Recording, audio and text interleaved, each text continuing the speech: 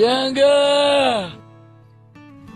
இந்த காவிரி ஆத்துல 2 பக்கமும் கரை புரண்டு தண்ணி விடுறது பாத்தீங்களா, எவ்வளவு அழகா இருக்குன்னு பாத்தீங்களா. ஆனா அந்த ஆத்துக்கு நடுவுல நிறைய புல்லும் ஆகாய தாமரை இந்த மாதிரி களை செடிகள் நிறைய அதுல இருக்கு. இது என்னன்னாக்கா இந்த மண் அரிப்பை உண்டு பண்ணும். இந்த மண் வளம் இருந்தா தான் நமக்கு நிலத்தடி நீர் ஆதாரம் கிடைக்கும். இல்லைன்னாக்கா மண்ணு பூரா அரிச்சுக்கிட்டு போய் எங்கேயாவது கடல்ல போய் தான் கலக்கும்.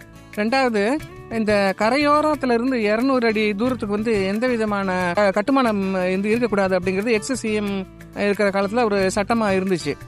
ஏன்னு கேட்டிங்கன்னா அதுல நிறைய சாக்கடை இது மாதிரி ஆக்கிரமிப்புகள்லாம் நிறைய இருந்துச்சுன்னா நீர்வள ஆதாரம் பாதிக்கப்படும், கனிம வளமும் பாதிக்கப்படும்.